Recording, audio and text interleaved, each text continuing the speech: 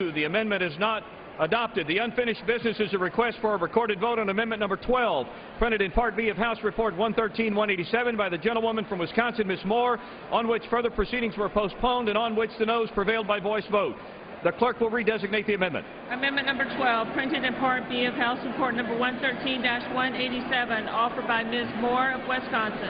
A recorded vote has been requested. Those in support of a recorded vote will rise and be counted. Sufficient number having risen, a recorded vote is ordered. Members will record their votes by electronic device. This is a 2-minute vote. And Gwen Moore's amendment would exempt rules in the REINS Act from pertaining to veterans from the additional requirements in the bill. It's the last amendment vote to the REINS Act. We expect a debate on a Democratic motion to recommit and final passage coming up shortly. Congresswoman Moore represents Milwaukee, and this weekend we'll be bringing you live coverage of the National Governors Association summer meeting from Milwaukee. It gets underway today, our coverage too. Look for later today coverage of a discussion on state implementation of the Health Care Act and health care costs, all of that coming up. Coverage today and throughout the weekend. Live coverage, too, here on C-SPAN.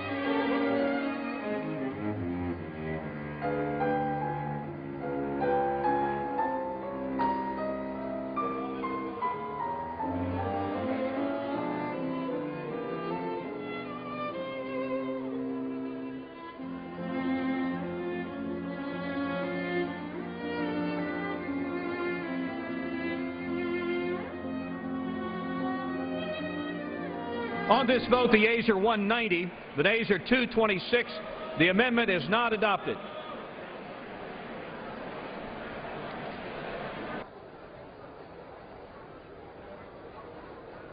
The question is on the amendment in the nature of a substitute as amended. Those in favor say aye.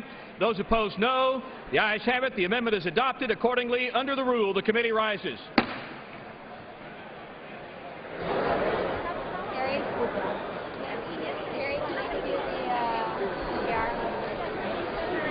Mr. Chairman.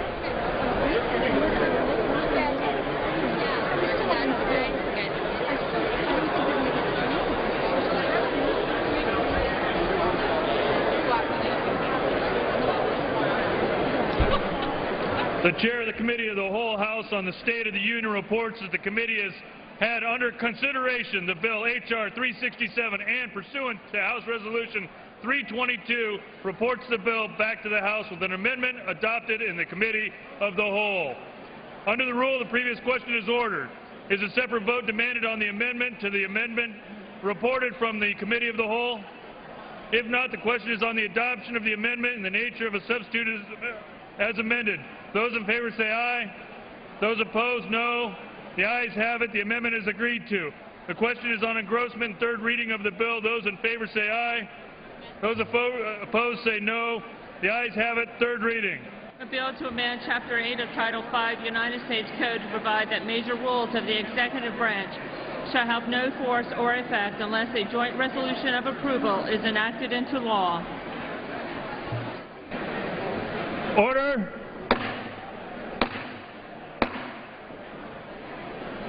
You get the House.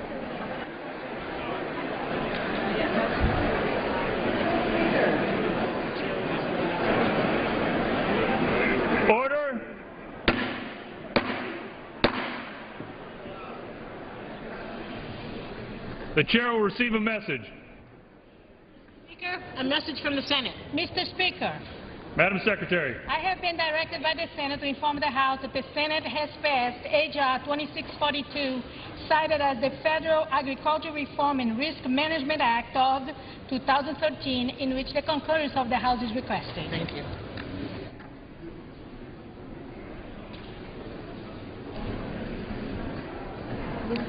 For what purpose does the gentlewoman from New Hampshire seek recognition? I have a motion to recommit at the desk. Is the gentlewoman opposed to the bill? I am opposed in its current form. The gentlewoman qualifies. The clerk will report the motion. Ms. Custer of New Hampshire moves to recommit the bill H.R. 367 to the Committee on the Judiciary with instructions to report the same back to the House forthwith with the following amendments. Add at the end of the bill the following. Section 6, protecting jobs, economic growth, and the health and safety of the American public. The exemption for certain classes of major rules, specific rules, created under Section 804.3 of Title V.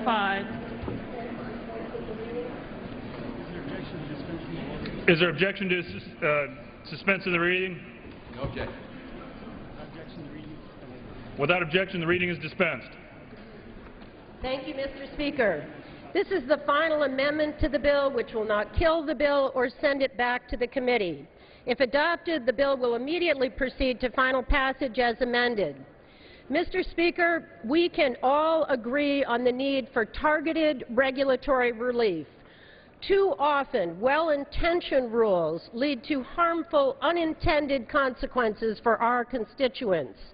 We need Congress and the federal agencies to work together to thoughtfully tailor new rules and to review, revise, or repeal regulations that impose an undue burden on our economy. With today's divided government, this collaborative approach is the only way to move forward, not by scoring political points or passing bills that will go nowhere, but by working together. That's what the American people expect, and that's what the American people deserve. That's exactly what we did in New Hampshire when my constituents raised concerns with the impact that new regulations would have on our small state's family and organic farms.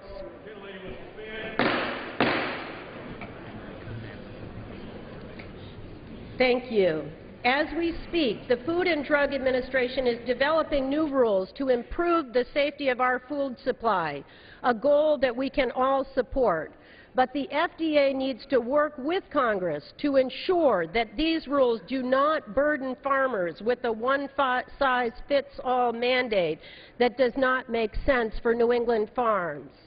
That's why I led 20 senators and representatives, both Republicans and Democrats, in pushing the FDA to work with farmers and find common ground.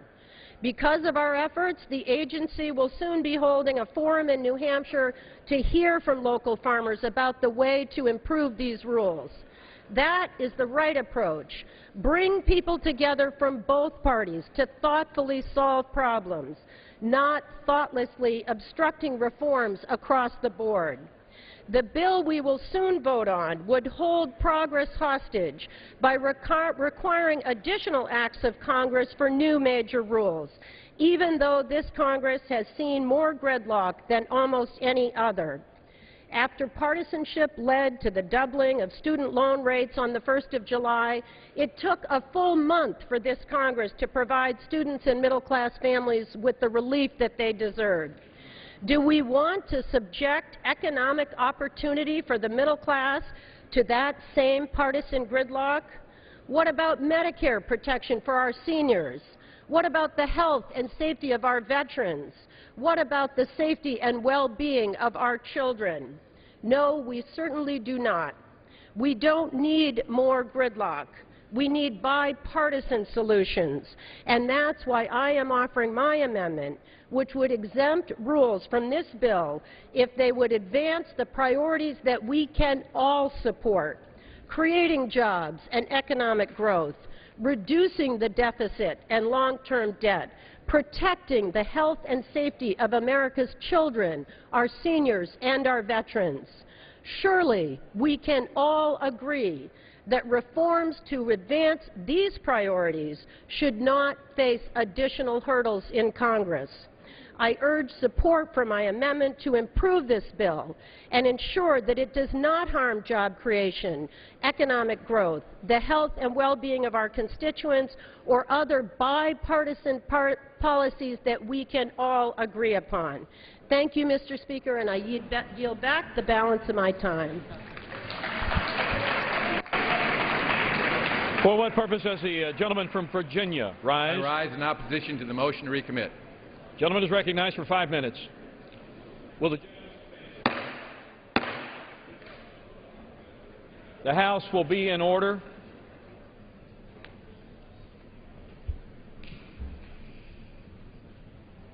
Gentleman is recognized. Mr. Speaker, on the floor of this House in 2011, the President of the United States promised the American people that, to reduce barriers to growth and investment, when we find rules that put an unnecessary burden on businesses, we will fix them. That very month, the President issued an executive order that said our regulatory system must promote economic growth, innovation, competitiveness, and job creation. He said our regulatory system must identify and use the least burdensome tools for achieving regulatory ends. He said our regulatory system must take into account benefits and costs. He was right. When our regulatory system doesn't do these things, it kills jobs, suppresses growth, and locks us ever further into economic stagnation. But, Mr. Speaker, those were just the President's words. His actions have been starkly different. Since 2011, indeed throughout the President's administration, a flood of major new regulations have been burying America's job creators and households at record levels. As a result, economic growth is down. America's competitiveness is down. Job creation is down. Regulatory costs are up. The President isn't reducing barriers to growth and investment. He isn't fixing unnecessary burdens on business. He's piling them on. And to make matters worse, when Congress now declines to legislate the President's misguided policies for him, he increasingly is resorting to unilateral regulatory actions to legislate by executive fiat. Mr. Speaker, the time is right to pass the REINS Act. The REINS Act, in one fell swoop, assures that Congress, the body to which the Constitution assigns the power to legislate, will at last stand accountable for the most significant legislative decisions imposed on the American people through regulation. And in that same fell swoop, the REINS Act puts an end to presidential end runs around Congress through legislation cloaked as regulation. Instead of helping REINS Act supporters to seize this moment for the benefit of Main Street families and small businesses, opponents of the bill offer this motion to recommit. But the motion seeks only to distract from the need to reform our regulatory system and reduce unnecessary burdens on the public. Worse, it seeks to distract from the need for members of Congress to stand accountable for the regulatory actions committed in its name.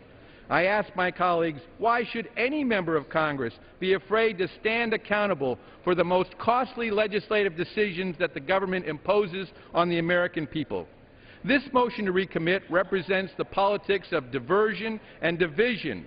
It takes virtually every major legislative area off the table from the REINS Act. It weakens the country. The politics of courage and accountability is what is needed to build this country up. I want to commend the gentleman from Indiana, Mr. Young, for sponsoring this legislation. I urge all of my colleagues to support this bill, reject this motion to recommit, and show America that Congress can act for the good of job creators and Main Street Americans who desperately want and need jobs. And I yield back the balance of my time. Without objection, the previous question is ordered. The question is on the motion to recommit. Those in favor say aye. Those opposed, no. Noes have it. Gentlelady from New Hampshire. I ask for a recorded vote. Thank you, Mr. Speaker. Recorded vote is requested. Those favoring a recorded vote will rise. Sufficient number having risen, a recorded vote is ordered. Members will record their votes by electronic device. Pursuant to Clause 9 of Rule 20, this 5-minute vote on the motion to recommit will be followed by a 5-minute vote on passage of the bill if ordered. This is a 5-minute vote. It's the motion to recommit, Democrats' last chance to change the underlying bill, the REINS Act, a bill that would bar major federal agency regulations from being implemented unless Congress approves those the impact of those regulations more than $100 million. It's a 5-minute vote. We spoke to a Capitol Hill reporter for some details on the REINS Act. Adriel Bettelheim, who is the editor of CQ's Morning Briefing. What's the impetus behind this House bill aimed at reducing government regulations? All week, the House Republican leadership has been taking aim at what it calls government abuse.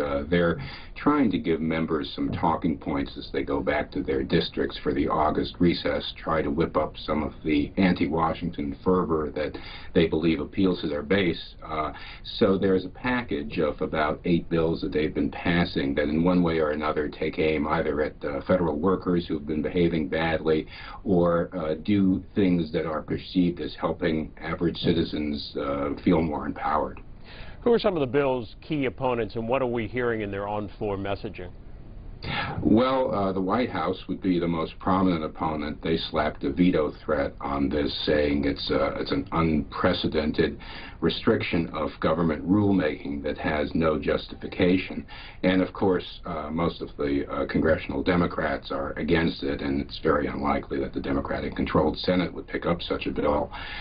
Essentially, what they're saying is that government agencies that make rules already have to abide by the laws that give them power to make the rules. They have to do cost estimates. The administration says it's taking great efforts to minimize the cost of new regulations, and that this would essentially take draft rules and send them into months-long limbo through the process that it prescribes. Well, is this bill meant to be broad, or do supporters of the bill have specific agencies and regulations in mind? Well, it is a one-size-fits-all approach, but they say there's about 85 or so rules each year that have an economic effect of 100 million or more. And they mention, among others, EPA, transportation, Homeland Security, and the Commerce Department that seem to have done a fair amount of these rules of this magnitude in the last 5 or so years. Well, of these 85 rules per year, who determines that? Who says this is going to have an impact of $100 million or more? Well, these are subjected to government cost estimates. In fact, when they publish the rules, they often do have cost estimates. They did that, throughout all of the rules that are coming out for the health care overhaul, for example. But this prescribes a way, once that determination is made, to basically say this cannot be implemented unless Congress specifically passes a law that implements the rule. You mentioned that the White House is opposed to the bill. They've issued a statement of administration policy, and you said you don't think it'll go. The Senate will take it up. Well, why is the House spending its time, House leadership, bringing to the floor bills that deal with the government regulations and bills of this type? Well, specifically, this law right now, if you disapprove of a government regulation, you use something called the Congressional Review Act, which requires both chambers to pass a resolution of disapproval, requires the president to sign something before the regulation can actually be walked back. They feel that this gives Congress the upper hand by designating majority leaders to say, yes, we approve of this rule, referring it to the relevant committees, and actually having legislation that basically endorses each rule that they find favor with. So it's essentially giving the legislative branch and their approach more of a, I guess, the upper hand in the rulemaking process. Joining us from Capitol Hill with an update, Adriel Bettelheim, who is editor of CQ's Morning Briefing. Thanks for being with us. And the House finishing up work on that bill, the REINS Act. This is the Democratic motion to recommit final passage vote is coming up next. And then the House will move on to an hour of general debate on a bill that would prevent the IRS from enforcing tax penalties under the 2010 health care law. And that will do it for the House for today and for the August recess. As they gavel out today for 5 weeks of August recess, the Senate finished their work yesterday, advancing the nomination, passing the nomination of Samantha Power to be the UN ambassador, and she's being sworn in by Vice President Biden at the White House this morning.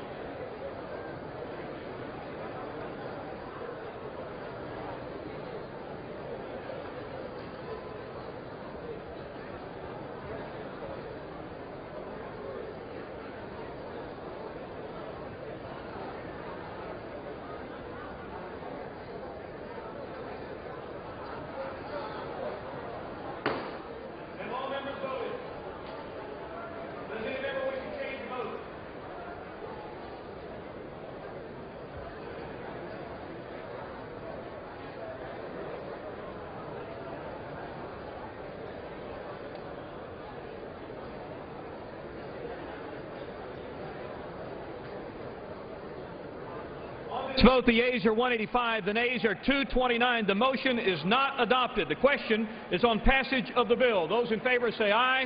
Those opposed, no. Opinion of the chair. The ayes have it. Gentleman from Michigan. Mr. Speaker, I ask for a recorded vote. Recorded vote is requested. Those favoring a recorded vote will rise. Sufficient number having risen. Recorded vote is ordered. Members will record their votes by electronic device. This is a 5-minute vote. Its final passage on a bill that would bar major federal agency regulations from being implemented without congressional approval if they have an economic impact of more than $100 million. 5-minute vote, and after this the House moves on to the bill that would prevent the IRS from enforcing the tax penalties under the 2010 health care law.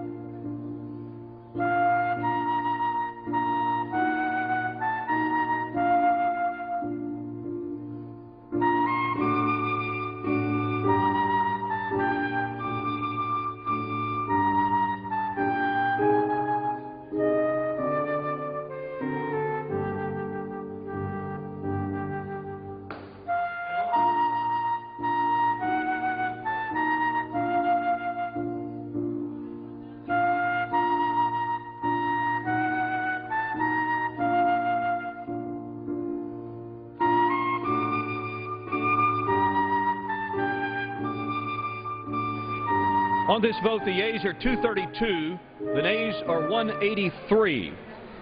The bill is passed, and without objection, the motion to reconsider is laid upon the table.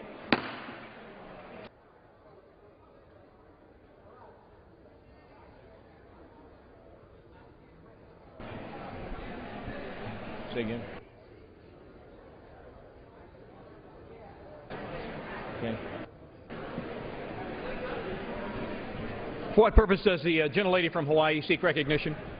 Mr. Speaker, I ask unanimous consent that I may hereafter be considered as the first sponsor of H.R. 666, a measure originally introduced by Representative Markey of Massachusetts for the purpose of adding co-sponsors and requesting reprinting pursuant to Clause 7 of Rule 12. Without objection, so ordered. Thank you, Mr. Speaker.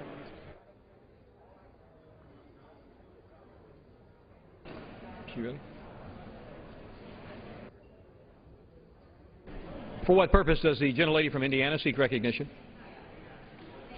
Mr. Speaker, I ask unanimous consent to have the name of Mr. Duncan of South Carolina removed as a co-sponsor of H.R. 2134. Without objection, so ordered. Thank you.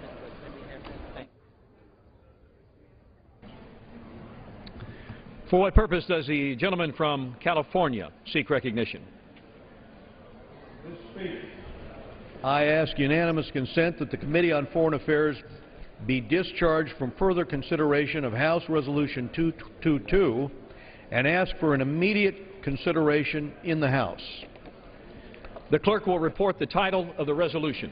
House Resolution 222, resolution recognizing the long-term partnership and friendship between the United States and the Hashemite Kingdom of Jordan, working together towards peace and security in the Middle East. Is there objection to the consideration of the resolution? Fourth Amendment. For what purpose does the gentleman from California seek recognition? Mr. Speaker, I have an amendment to the text of the resolution at the desk. The clerk will report the amendment. Amendment offered by Mr. Royce of California, strike the preamble and insert the following. The text.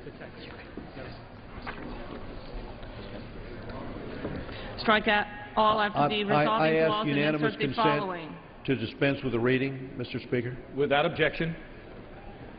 Gentleman from California. I have an amendment to the preamble at the desk. Without objection, the amendment is agreed to, and without objection, the resolution is agreed to. Gentleman from California. I have an amendment to the preamble at the desk. The clerk will report the amendment to the preamble. Amendment offered by Mr. Royce of California, strike the preamble and insert the following. Whereas the United States and the Hashemite Kingdom of Jordan have maintained official diplomatic relations since 1949, and during this partnership spanning over 6 decades. Mr. Speaker, I would ask unanimous consent to dispense with the reading. Without objection. Without objection, the amendment to the preamble is agreed to, and the motion to reconsider is laid on the table. Thank you. Thank you, Mr. Speaker. Thank you, sir.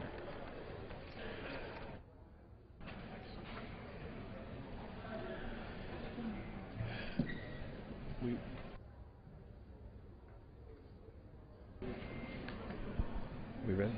For what purpose does the gentleman from Michigan seek Mr. recognition? Speaker, pursuant to House Resolution 322, I call up the bill H.R. 2009, the Keep the IRS Off Your Health Care Act of 2013, and ask for its immediate consideration. The clerk will report the title of the bill.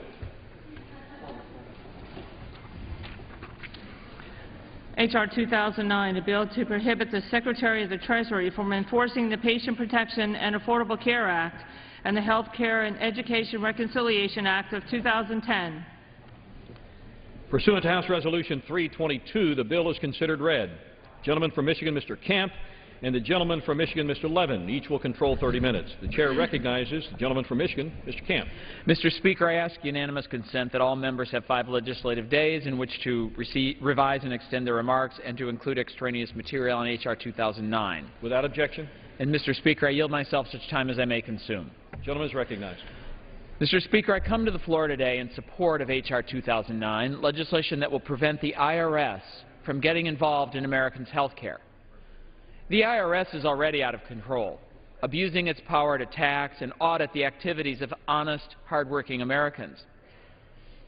The IRS has betrayed the trust of the American people. Yet Obamacare granted the IRS 47 new powers, including giving confidential taxpayer information to other departments and applying new taxes and penalties. Well before the IRS started getting involved in your health care and sharing your information and forcing people to pay even more taxes, let's first look at the job the IRS is already doing. Back in 2011, I investigated claims that the IRS was threatening donors to conservative causes with higher taxes. It turned out to be true. The IRS was abusing its authority and it was harassing conservatives. But that was just the tip of the iceberg. We soon learned of more accusations about how the IRS was targeting Americans for their political beliefs. What we have found so far, and we just have 3% of the documents from the IRS we've requested, and what we have found is that the IRS did leak confidential taxpayer information. They did delay applications of groups supporting conservative causes, and they did threaten conservatives with higher taxes. And Democrats want to give this agency more power and authority? They want this agency involved in Americans' health care? No way. Even the agency's own watchdog says the IRS cannot handle the job. Less than 2 weeks ago, the independent Treasury Inspector General stated that they're not confident about the IRS's ability to protect confidential taxpayer information or to prevent fraud. Well, neither am I. And by every indication, neither are the American people. It's been 3 years since the health care law was passed, and in less than 2 months, the administration claims it will be fully ready to implement the law. But in the face of all these failures, all these breaches of the public trust, more Americans than ever want this law to be repealed. Why? And it's simple. Obamacare has brought increased health care costs to families and individuals, has stifled businesses from expanding, and forced American job creators to cut jobs, wages, and hours. Just yesterday, at a hearing in the Ways and Means Committee, a key official from Health and Human Services could not confirm that the health care law would lower the health care costs for hardworking families in my home state of Michigan. But wasn't this the signature promise of this administration? That premiums would be $2,500 lower? And now the administration cannot make good on that promise. With so little time before the exchanges are set to open and families have families to plan their health care spending for the next year, it's extremely concerning that the administration cannot tell the American people what their health insurance will look like or what it will cost. Simply put, this law is a failure and ought to be repealed. But it didn't have to be this way. The House Republican alternative to the Democrats' health care law, which I authored, was the only legislation scored by the nonpartisan Congressional Budget Office as meeting the top health priority of American families, because it was the only bill that actually lowered the cost of health insurance premiums. And it didn't give the IRS a single new power. It kept the IRS out of your health care. which is exactly what this bill will do. Keep the IRS off and out of your health care. We should be cutting the IRS, not expanding it. We should reduce its power and authority and its ability to harass and abuse Americans. That's exactly what this bill does. I urge my colleagues to join me in voting yes on this legislation. The gentleman's time is reserved. Gentleman from Michigan, Mr. Levin. I yield myself such time as I shall consume. Gentleman is recognized. We're now 7 months into this House Republican session. It has been nothing more than a bridge to nowhere. Nowhere on jobs, nowhere on immigration reform, nowhere on a budget agreement, and nowhere on most appropriation bills. Instead, House Republicans today continue their obsession, so vividly embraced by the chairman of our committee in his words, with trying to destroy the bridge built by the President and the Democratic Congress to somewhere vital, putting all Americans in charge of their own health care. This bill before us is nothing more than a continuation of Republicans' blind obsession with repealing the Affordable Care Act. This is how Republicans have chosen to spend the last day here before recess for 5 weeks. Well, it's so clear. The Republican mission is to destroy, not implement health care reform. And rather than help leading on the issue, House Republicans have spent the last 2+ years trying to mislead Americans about health care rights under ACA. And now we can expect more misinformation, and the statement of our chairman is loaded with it. 13 states, for example, have published preliminary premiums for marketplace coverage. Within those states, Americans will be able to purchase insurance at a price that is on average 20% below what the CBO estimated. And in Michigan, there'll be 14 insurance carriers in the marketplace. And someone comes up here and says health care reform is failing. So to the American people, be prepared for more scare tactics and other misguided efforts from Republicans to convince constituents that applying for health care coverage will be time-consuming and cumbersome. And be prepared for all kinds of misstatements about the powers and the role of the IRS. This should be said categorically. Neither the IRS nor the Department of Health and Human Services will have access to medical records or other personal history. No access whatsoever. I reserve the balance of my time.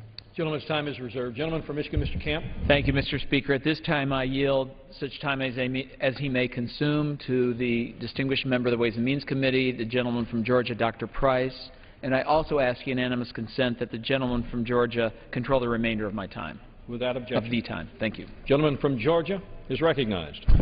Thank you so much. I want to commend the chairman for his work on this and so many vital areas of the issue of health care in our committee, and I want to thank him for the time and the opportunity to bring this bill forward. Mr. Speaker, Republicans' goal in health care is to make certain that we have the highest quality health care in the world. That's our desire. We simply want it to be patient-centered health care, not government-centered health care. We believe that patients and families and doctors ought to be making medical decisions, not Washington, D.C. So this bill, H.R. 2009, grows out of the IRS activities that have come to light in this country over the past number of months. And as the chairman mentioned, we've been doing a lot of oversight hearings in our committee. The American people, Mr. Speaker, have drawn a conclusion about the IRS at this point. And that conclusion is that it cannot be trusted now. The chairman mentioned the IRS has targeted groups that came to the IRS asking for tax-exempt status, targeting groups for their political ideology. The IRS has leaked donor information to those groups. And many of us believe, and I think it will come out, that the IRS has in fact targeted donors to those groups for audits to those individual Americans. Mr. Speaker, this is chilling activity from the Internal Revenue Service. So the American people have lost their faith and trust in the Internal Revenue Service. That's why this bill is so important. This is a very simple piece of legislation, 2 pages, in fact. And all it says simply is what the American people believe, and that is that the IRS should not be charged and have the authority to either implement or enforce the Affordable Care Act. Over 140 co-sponsors from this House of Representatives. I want to commend them for being co-sponsors. And we have hundreds of citizen co-sponsors from across the country. Now, some say that this isn't necessary, that it's not going to accomplish anything, that there's no reason why the IRS would want that information anyway. Fact of the matter is, Mr. Speaker, that's exactly what they said about what they did for the tax-exempt groups. They said, well, it wasn't necessary for them to get that information about political ideology or belief or prayers that prayer groups were offering. That wasn't necessary either. So if that wasn't necessary, Mr. Speaker, how can the American people have faith and confidence that the IRS won't do something that also is unnecessary, and that is to engage in implementing themselves into that trusted relationship between patients and physicians. And then another piece of evidence, Mr. Speaker, I would suggest is the individual who's running the IRS division that is charged with the enforcement of the Affordable Care Act. That individual, Mr. Speaker, Sarah Hall Ingram. Don't have to look too far back in her biography to recognize that she was the individual who was, in fact, in charge of the tax-exempt group in the IRS at the time when the challenges to the IRS have been focused. So, Mr. Speaker, the overwhelming percent of the American people understand and appreciate that the IRS should not be involved in the health care of this nation. We believe patients and families and doctors ought to be making medical decisions, not Washington, D.C., and certainly not the Internal Revenue Service. And I reserve the balance of my time. Gentleman's time is reserved. Gentleman from Michigan. I now yield 2 minutes to another member of our committee, Mr. McDermott of Washington. Gentleman from Washington is recognized for 2 minutes. Without objection.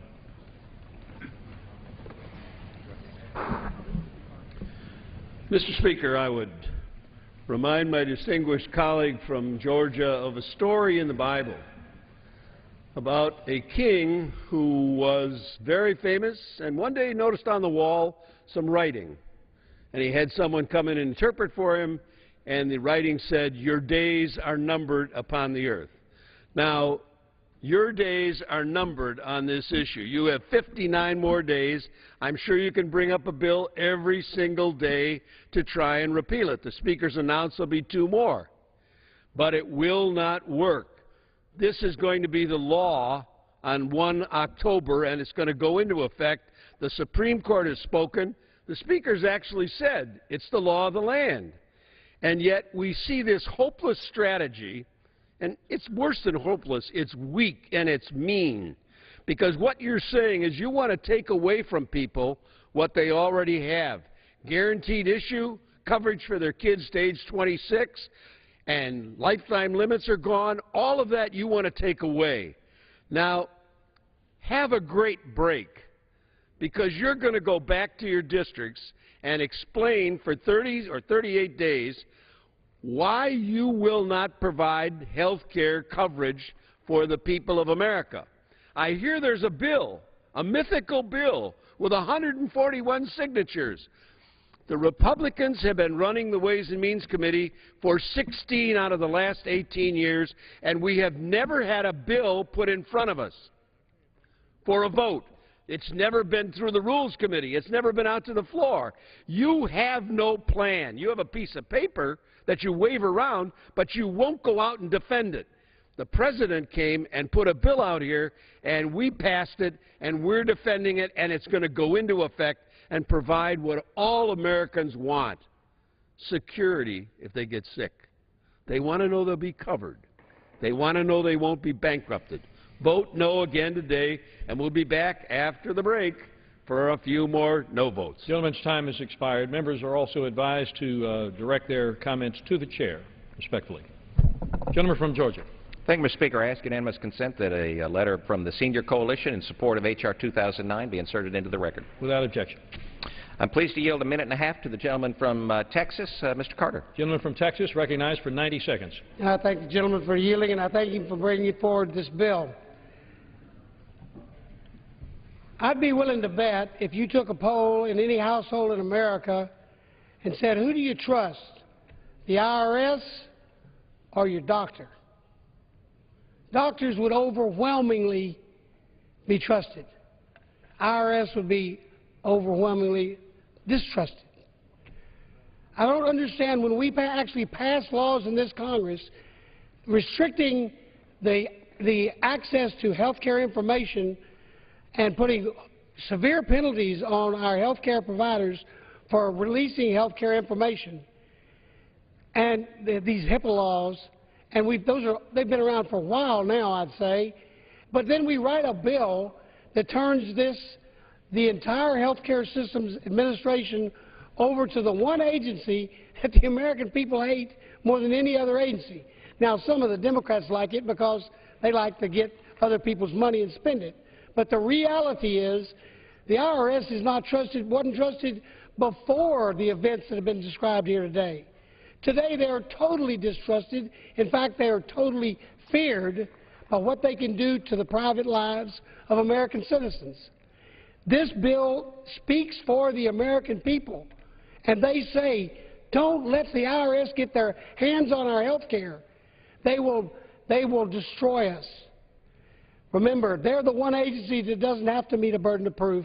They require the public to meet the burden of proof. Don't let the IRS get their hands on our health care. Yield back. Gentleman's time has expired. Gentleman from Michigan. I yield myself 15 seconds. Gentleman is recognized for 15 seconds. Saying that the entire administration of health care is turned to the IRS is a big lie. It's a big lie. The IRS will not have access to the medical records or personal health history of a single American. I now yield 2 minutes to the distinguished colleague of mine from Oregon, Mr. Blumenauer. Gentleman from Oregon is recognized for 2 minutes. Thank you, Mr. Speaker. This is a fitting conclusion to a week that has shown the collapse of the Republican legislative agenda. Remember, this is the time we were supposed to be voting on budgets. But the Republicans cannot even bring themselves to allow a vote on the budget that they themselves have mandated. And so we're not voting on the transportation and HUD. We're not voting on Interior. They refuse to allow a conference committee to be appointed so that we can reconcile differences on the budget, setting up a showdown over a shutdown of the government next month. And now we're dealing with health care for arguably the 40th time that they are going to, quote, repeal it. The bill's not going anywhere. They have repeatedly demonstrated at our hearing yesterday in Ways and Means that my Republican colleagues don't even understand how the bill that they are so adamantly opposed to, they don't even understand how it works. We have not seen any attempt to improve, to refine. What we have seen is an unprecedented effort to sabotage legislation, to make it not work for the American people, to confuse, to undercut, something that is unprecedented, to the best of my knowledge, in what we had in the Congress in the past. But what more fitting illustration of a group that's bankrupt of ideas and bent on simply attempting to force their way for an agenda that is so extreme that they cannot agree to bring it to the floor to vote on it. I urge rejection of this charade. Gentleman from Georgia. Thank you, Mr. Speaker. Mr. Speaker, I ask unanimous consent that a letter from the group Let Freedom Ring endorsing H.R. 2009 be inserted into the record. Without objection. Mr. Speaker, I'm pleased to yield a minute and a half to a fellow physician, member from the great state of Michigan, Dr. Benishek. Gentleman from Michigan is recognized for 90 seconds. Thank you. Mr. Speaker, I rise today in support of H.R. 2009, the Keep the IRS Off Your Health Care Act, and urge my colleagues to support this necessary legislation. The bill will keep the Internal Revenue Service from implementing any aspect of the President's health care law. With the recent revelations that employees of the IRS targeted U.S. citizens based on their political views, it's imperative that we keep the IRS from being further involved than it already is in the lives of the American people. This legislation would repeal both the individual mandate and the employer mandate, while at the same time helping to shrink the IRS. As a doctor, I've been taking care of patients for the last 30 years. I know that putting the federal government between patients and doctors will be disastrous. Many families in northern Michigan agree, and they want to see this law repealed. This legislation is a good step toward rolling back this massive expansion of federal government power. I am proud to be a co-sponsor of this legislation and urge all of my colleagues to join me in voting in favor of it. I yield back the balance of my time. Gentleman yields back his time. Gentleman from Michigan. It's now a special pleasure for me to yield to the gentleman who presided over the passage of Medicare 48 years ago and has worked on health care issues his entire historic career, Mr. Dingell from the state of Michigan. Gentleman from Michigan is recognized. For a minute and a half. For a minute and a half. Gentleman is recognized for 1.5 minutes and without objection. I thank my beloved friend for yielding me this time, Mr. Speaker, and I rise to ask, aren't you embarrassed to go a 40th time in a fruitless, hopeless act? This is the 40th time we've tried to kill the legislation. It costs us $1.5 million every time, and none of which has been successful. My Republican colleagues have never come forward with a proposal which they have presented to this House, but they sit over there railing and complaining about what is going on. They're going to take the rights of the American people for protection against pre-existing condition bans of their insurance. They're going to take away from the American people all kinds of protections which we have in the Affordable Care Act. The Speaker the other day said the Republicans were the party of repeal. I think he's right. I suspect we don't want to call them the Republicans anymore, but I think we ought to call them the Repealicans, or perhaps the Repealicants, because they've never been able to repeal anything, and they can't enact legislation. 12 bills, I think, that this Congress has sent to the White House, and there is small prospect of anything more coming from here. It's interesting to note they can't move a budget. They can't do legislation on jobs. They're incapable of seeing to it that we do the other things that are necessary to help the middle class. And yet we keep coming over here with nonsense like this. The Republican Party is like the Bourbons of France. They forget nothing because they never learned anything. Gentleman's time has expired. Gentleman from Georgia.